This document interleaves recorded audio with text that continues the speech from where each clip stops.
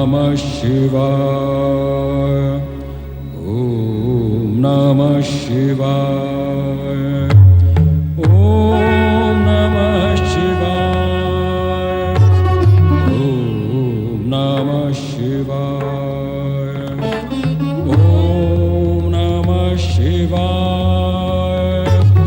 ॐ नमः शिवाय। ॐ नमः शिवाय। ॐ नमः शिवाय। ॐ नमः शिवाय। ॐ नमः शिवाय। ॐ नमः शिवाय। ॐ नमः शिवाय।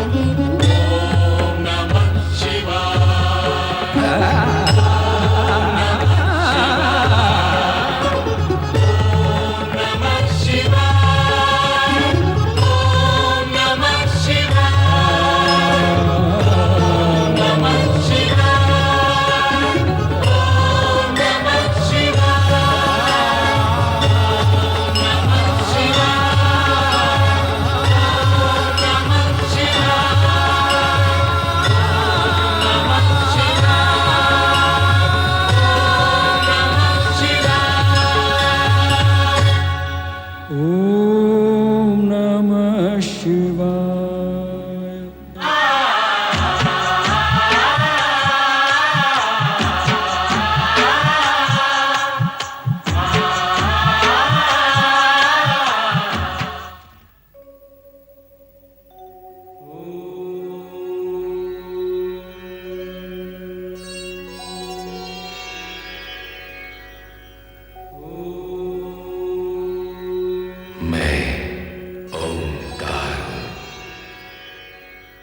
मैं तो तब की बात कर रहा हूं जब न दिन था न रात, जब न धरती थी न आकाश, जब न सूर्य था न चंद्रमा, न ऊंचाई थी न नीचाई।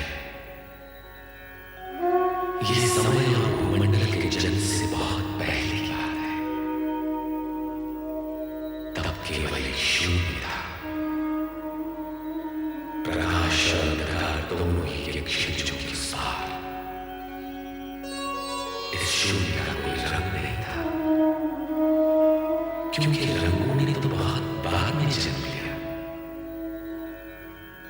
मैं उस शून्य का परिचय कैसे करूं? क्योंकि परिचय शब्दों की मांग करता है, और मैं भाषाओं के बनने से पहले की बात कर रहा हूं। तब की बात जब कुछ नहीं था, कुछ भी नहीं था, बस एक स्वर था जो सन्नाटे के उस अथाह सागर में बह रहा था। सन्नाटा जिसका न कोई रंग न रूप, उसके विषय में तो सोचना भी संभव नहीं, क्योंकि सोच तो सीमित है, समय की डोरी से बंधी हुई, ब्रह्मांड की सीमा रेखा के पार जा नहीं सकती। इसलिए हे मानव जाति, अपनी सोच की चौखट पर बैठकर और आंखें बंद करके देख, और मन के कान लगाकर सुन। मैं आदिनाथ हूं, आदिस्वर हूं, आदिवादी। मैं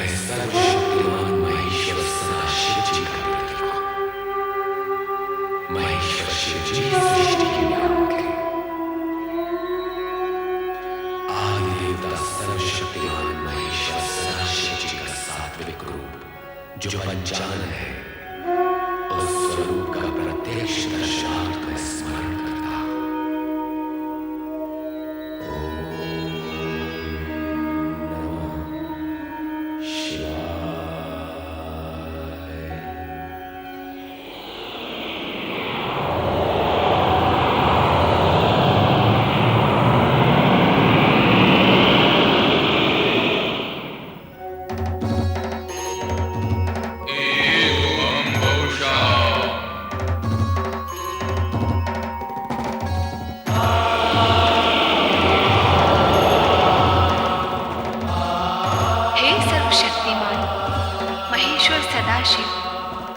शिवा का प्रणाम स्वीकार करें। मैंने तुम्हारा निर्माण नहीं किया, मैं तुम्हारा सृजन, मेरा तुम्हारा अस्तित्व तो साथ ही का है। तुम मुझ में हो और मैं तुम में, तुम्हारे बिना तो हो ही नहीं सकता। अतः मैं तुम्हें सादर प्रणाम करता हूँ। हे सर्वशक्तिमान। हाँ, मैं शक्तिमान तो हूँ, किंतु मेरा शक्तिमान होना ही तो तुम्हारे होने का प्रमाण है। यदि तुम न होती तो मैं शक्तिमान कैसे होता? अतः हे शिवा, न तुम्हारे बिना मेरा संभव है, न मेरे बिना तुम्हारा होना। और इस होने और ना होने के बीच क्या है? होने और न होने के बीच है जो होने वाला है। ओम के अंकुर स्वर के बीच। हे सर्वशक्तिमान, तो ये बताइए अब हम क्या करें? क्योंकि यदि आकार लिया है तब तो कर्म करना ही होगा। तो पहले कर्म की परिभाषा बनाएं। कर्म वो है जिसका परिणाम आनंद हो। और स्वयं आनंद क्या है? सभी कुछ बनाना पड़ेगा। सुख, दुख, आनंद, प्रकाश, अंधकार, जीवन, मृत्यु। इस शून्य को भरना पड़ेगा। तो आइए निर्माण कार्य आरंभ करें। आरंभ अर्थात ना होने से होने का अंकुर फूटना आरंभ है शक्तिमान। तो एक और शब्द आरंभ अकेला क्यों नहीं? आरंभ और अंत। तो इस नवीन शब्द अंत की परिभाषा? अंत की परिभाषा आरंभ बनाएगा। तो हे सर्वशक्तिमान, आरंभ का कार्य आरंभ करो, जिससे मैं अंत का अर्थ समझ सकूं। तो आइए निर्माण कार्य आरंभ करें। एवं बहुशः।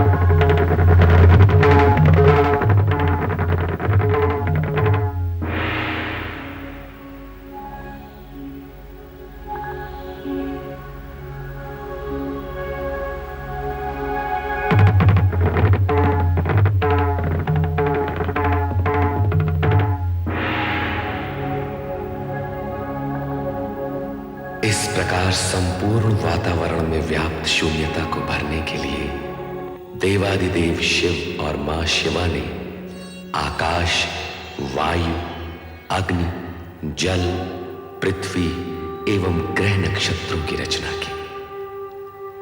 तत्पश्चात स्वयं की रचाई गई आनंदपूर्ण इन रचनाओं के परमाणुओं में लय, ताल, स्पंदन और गति को संतुलित रखने तथा सृष्टि में कल्याणकारी तत्वों का समावेश करने के लिए प्रथम 6 रागों भैरव, श्री, बसंत, मेघ, मल्हार व नट नारायण का सृजन किया। इसके उपरांत शिव शंकर व मां शिवा ने आदि नृत्य आरंभ कर अपनी रचनाओं को गतिमान और शक्तिमान बनाया।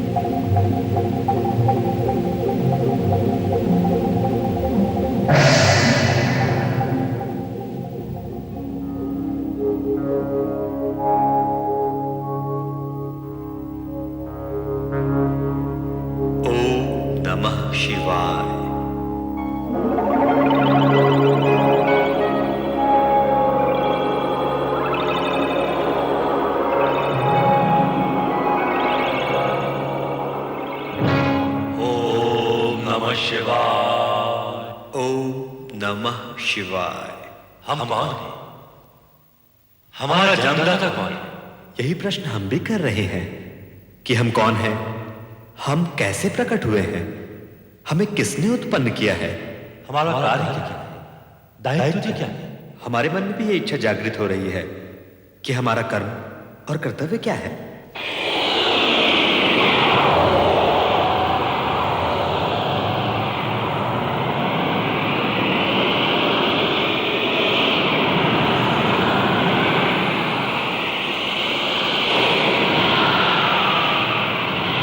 हे सर्वव्यापी चतुर्भुज श्री हरि विष्णु जी, कमल के आसन पर प्रकट होने वाले श्री ब्रह्मा जी, आप दोनों मुझ सदाशिव की सृष्टि कामना से उत्पन्न हुए हैं। मैं ही आपका जन्मदाता हूं। यदि अपने अन्य प्रश्नों के समाधान के इच्छुक हो तो इस ज्योति स्तंभ के आदि अंत का संधान कीजिए, मेरे स्वरूप में प्रवेश कीजिए, मेरे ओर छोर का पता लगाइए।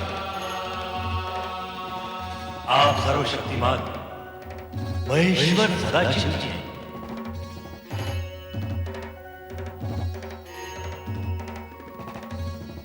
ये ज्योति स्तंभ आप ही का स्वरूप है, तो हम इसमें प्रवेश करके इसके आदि अंत का अन्वेषण करेंगे।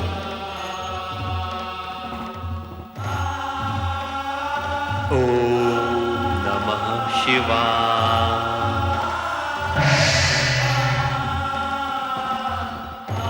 जय हरिकृष्ण जी, आप इस ज्योति स्तंभ के नीचे की छोर का संधान कीजिए।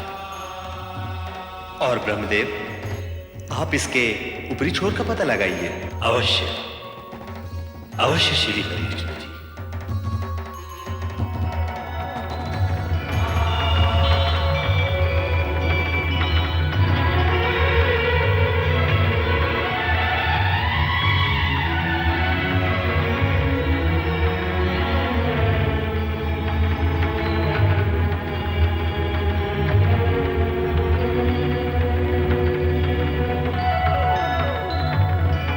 सर्वशक्तिमान महेश्वर सदाशिव जी के ज्योति स्वरूप के आदि अंत का संधान करते हुए श्री ब्रह्मा जी और श्री हरि विष्णु जी की यात्रा निरंतर चलती रही। इस बीच समय का चक्र घूमता चला गया, कई युग बीत गए, परंतु श्री ब्रह्मा जी और श्री हरि विष्णु जी सर्वशक्तिमान महेश्वर सदाशिव जी के ज्योति स्तंभ के ओर छोर का पता नहीं लगा पाए। जल क्या, स्थल क्या, आकाश क्या, क्या क्या अंतरिक्ष, जहां भी देखो वही आदिदेव श्री सदाशिव की ज्योति स्वरूप से माया का विस्तार दिखता है, जिसका और छोड़ पाना असंभव है, नितांत असंभव।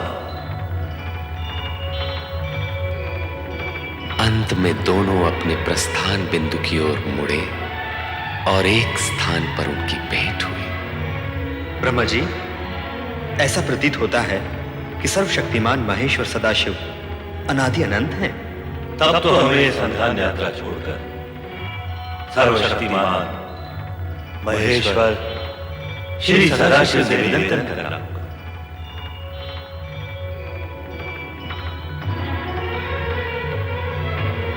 हे अनादि अनंत सर्वशक्तिमान महेश्वर सदाशिव, आपका ज्योति स्वरूप अपरंपार है। हम आपके आदि अंत का पता लगाने असमर्थ हैं। हे ज्योति स्वरूप सर्वशक्तिमान महेश्वर सदाशिव जी, आप हमें अपने स्वरूप का ज्ञान कराइए। श्री ब्रह्मा जी, श्री हरि विष्णु जी, मुझसे ही उत्पन्न आप दोनों अब तक मेरे स्वरूप से अनभिज्ञ हैं, परिचित नहीं हैं, अपरिचित हैं। मेरी ज्योति में पहुंचकर भी आपके अंतर का अंधकार दूर नहीं हुआ। इस अंधकार को मिटाने के लिए हमें क्या करना होगा सदाशिव जी? हमारे अज्ञान अंधकार को मिटाने का उपाय बताइए महेश्वर सदाशिव जी। मेरे स्वरूप का दर्शन पाने के लिए अखंड रूप से मेरा ध्यान करते हुए आप दोनों तप कीजिए, तप ही समस्त कार्यों का साधन है। जो आज्ञा। हे सर्वशक्तिमान महेश्वर सदाशिव जी, अब हम तप करके ही आपको प्राप्त करेंगे। अवश्य महेश्वर सदाशिव जी, हम यही करेंगे। तप करने से आपकी दृष्टि निर्मल होगी और तब मैं साक्षात प्रकट होकर आपका मार्गदर्शन करूंगा। अब आप दोनों तप में लीन हों। ओम नमः शिवाय। ओम नमः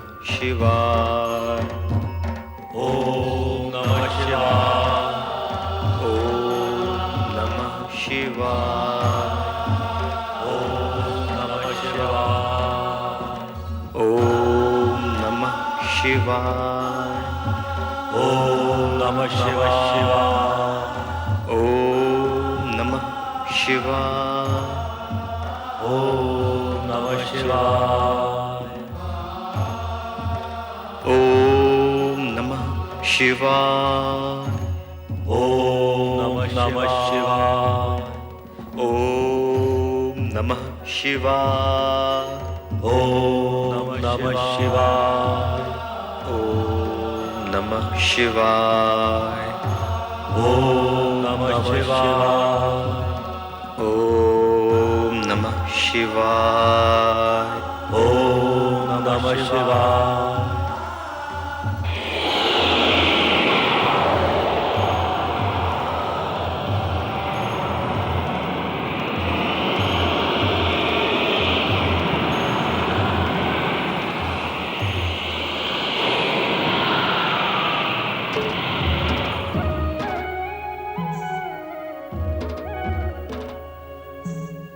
आप कौन है सर्वशक्तिमान?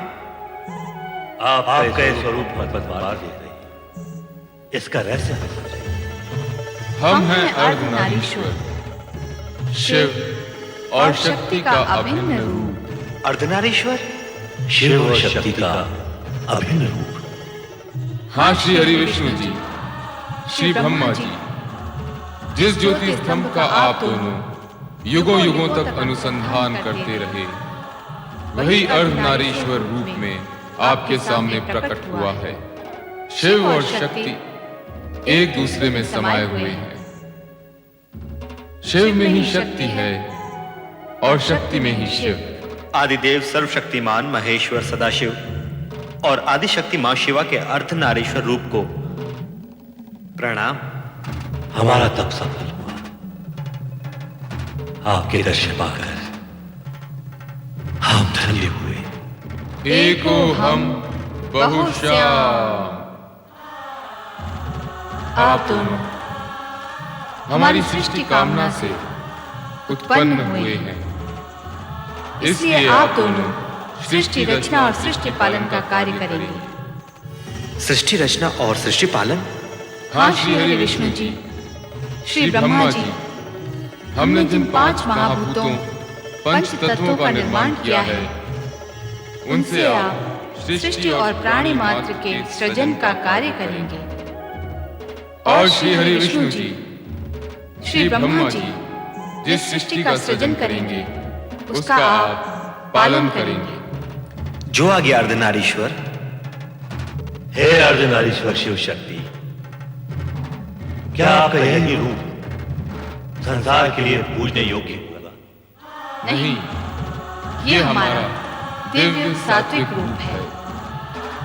शिव का संसारियों के लिए पूज्य रूप सृष्टि रचना के पश्चात कैलाश पर प्रकट होगा। और आदिशक्ति? शक्ति का रूप जानने के लिए आपको सृष्टि रचना होने तक प्रतीक्षा करनी होगी। अब आप दोनों अपना अपना कार्य प्रारंभ कीजिए।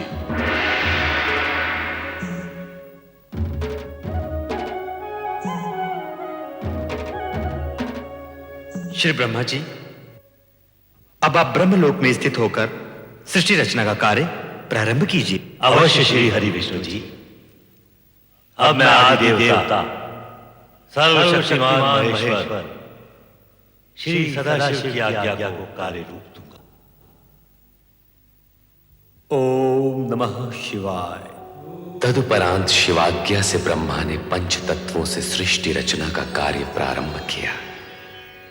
सर्वप्रथम उन्होंने ऊर्ध्व आकाश में स्वर्गलोक की उत्पत्ति की।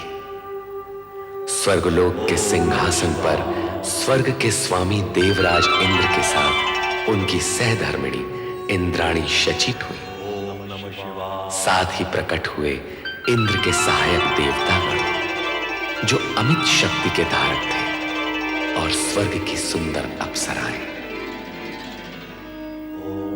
स्वर्ग रचना के पश्चात ब्रह्मदेव ने 7 समुद्रों से घिरी सप्तद्वीप पृथ्वी की रचना की। ये पृथ्वी पर्वतों, वृक्ष, लताओं और झरनों से पूर्ण थी। पृथ्वी पर भांति भांति के जीव जंतु, पशु पक्षी वन प्रदेशों में प्रकट हुए। स्वर्गलोक तथा पृथ्वी लोक की रचना के पश्चात ब्रह्मा ने पाताल लोक तथा नरक की स्थापना की। पाताल लोक के साथ ही वहां रहने वाले असुरों की उत्पत्ति हुई। तत्पश्चात ब्रह्मा ने सप्तर्षि वशिष्ठ, मारीच, अत्रि, अंगिरा, पुलह, क्रतु तथा पुलत्स्य प्रकट किए। ओम नमः शिवाय। ओम नमः शिवाय। ओम नमः शिवाय। ओम नमः शिवाय।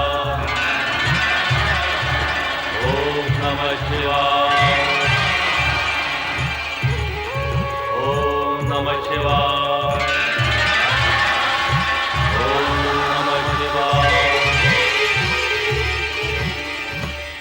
ओम नमः शिवाय।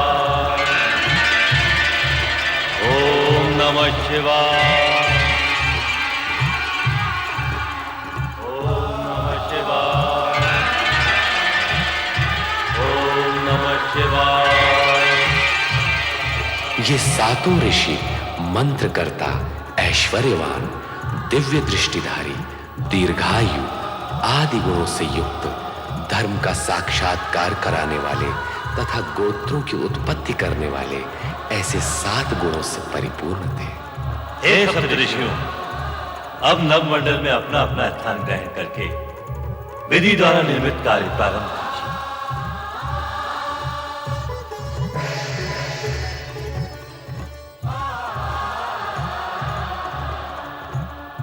ओम नमः शिवाय। प्रणाम परमपिता। ओम नमः शिवाय।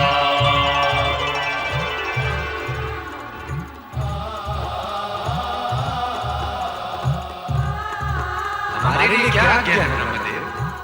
कामदेव, तुम्हारा कार्य होगा जुगलों में कामेच्छा उत्पन्न करना। और वसंत, तुम प्रकृति में सौंदर्य प्रकट करोगे।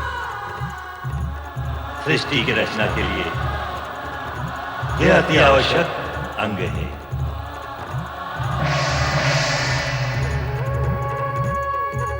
ओम नमः शिवाय।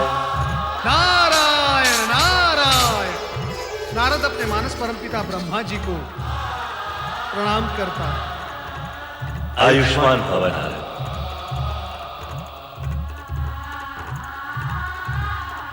तुम श्री हरि विष्णु के परम भक्त के रूप में प्रसिद्ध होकर संसार में धर्म और भक्ति का प्रचार करते हुए संसारियों की उलझी हुई समस्याएं सुलझाओगे।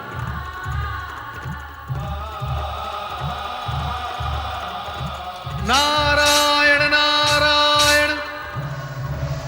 ओम नमः शिवाय। ओम नमः शिवाय शिवाय। ओम नमः शिवाय।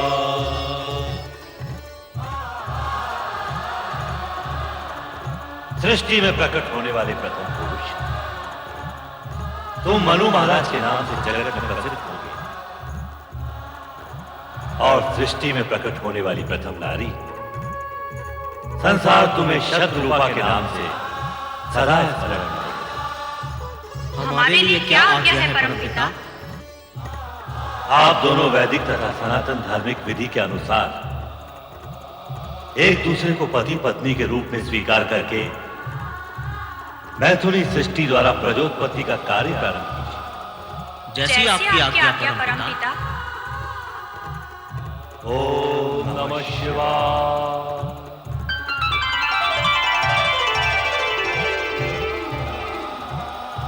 मेरे लिए क्या आज्ञा है परमदेव ब्रह्मा जी? संध्या,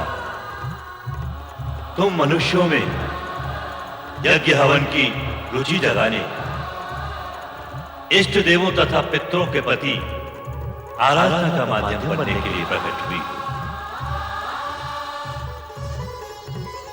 तुम धर्म ऋषि के आश्रम में स्थान ग्रहण करो।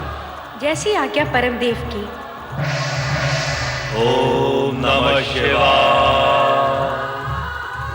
हे सदाशिव, आपकी इच्छा से ही हम ब्रह्मा विष्णु उत्पन्न हुए। सारी सृष्टि समष्टि प्रकट हुई।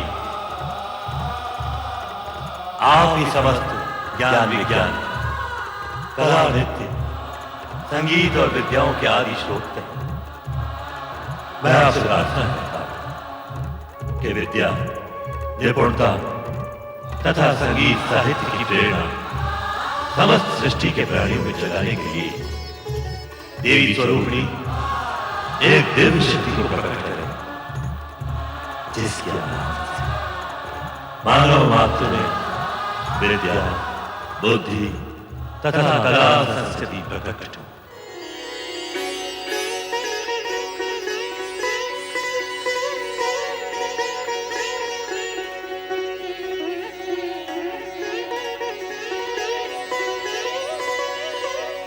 हे सृष्टि के सृजनकर्ता ब्रह्मा जी, आपकी तथा सदाशिव की इच्छा से मैं वीणा पाणी सरस्वती आपके सन्मुख प्रकट हुई हूँ। मेरे लिए क्या आज्ञा है? हे महादेवी सरस्वती, इस सृष्टि में कला संगीत, ज्ञान विज्ञान एवं समस्त विद्याएं तुम्हारी उपासना से सिद्ध होंगी। जिज्ञासा ही मानवता को विद्या प्रदान करती है। मेरी यही कामना है। सृष्टि के सृजनहार ब्रह्मा जी की इच्छा का आदर अवश्य करूंगी। इस प्रकार ब्रह्मा सृष्टि की रचना में इतने आत्मविभोर हो गए कि वे अपने मानस में उत्पन्न अपने पुत्र दक्ष को प्रकट करना सर्वथा भूल गए। तब स्वयं दक्ष ने पीड़ित होकर ब्रह्मा को कठोर शब्दों में स्मरण कराया। मुझे भी प्रकट कीजिए परमपिता। आप अपने पुत्र दक्ष को उत्पन्न करना कैसे भूल गए? परमपिता, आपके मन में मेरा उद्भव हो चुका है। मैं अपने बाहर आने का मार्ग खोजते खोजते आपके चरण के अंगुष्ठ तक आ पहुंचा हूं। मुझे भी प्रकट कीजिए परमपिता, मुझे भी प्रकट कीजिए। दक्ष, मैं अपने से उत्पन्न मानस पुत्र पुत्रियों को देखने में ऐसा विभोर हुआ कि तुम्हारा ध्यान ही नहीं रहा।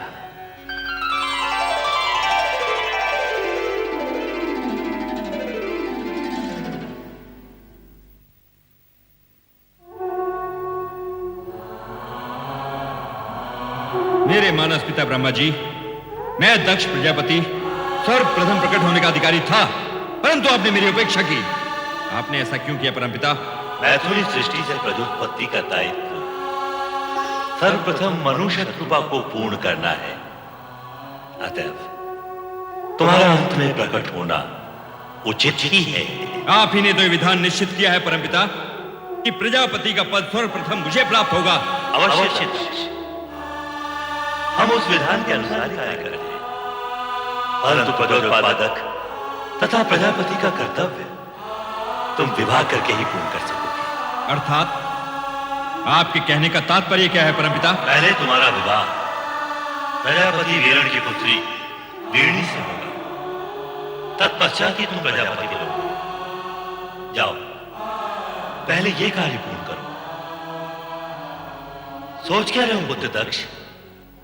तुम तो प्रजापतियों के आदर्श बनने जा रहे हो। जाओ, अपना दायित्व पूर्ण करो। तुम्हारा कल्याण हो। जो आ गया परमपिता।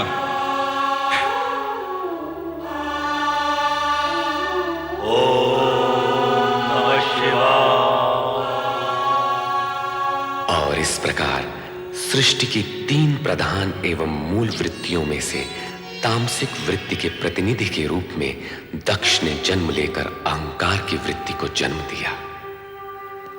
कालांतर में अहंकार की इस दुष्ट प्रवृत्ति ने विश्व की शांति को आहत कर शांति प्रिय प्राणियों को पीड़ित किया।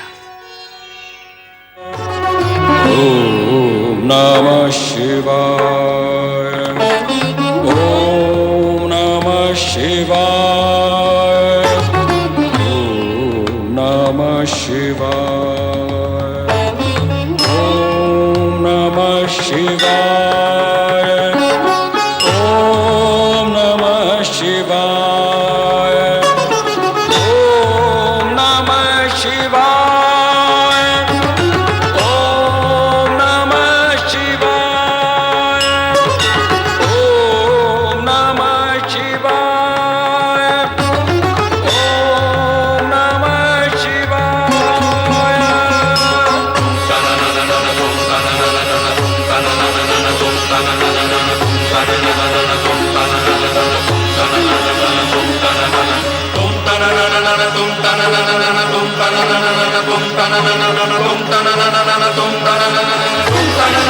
तुम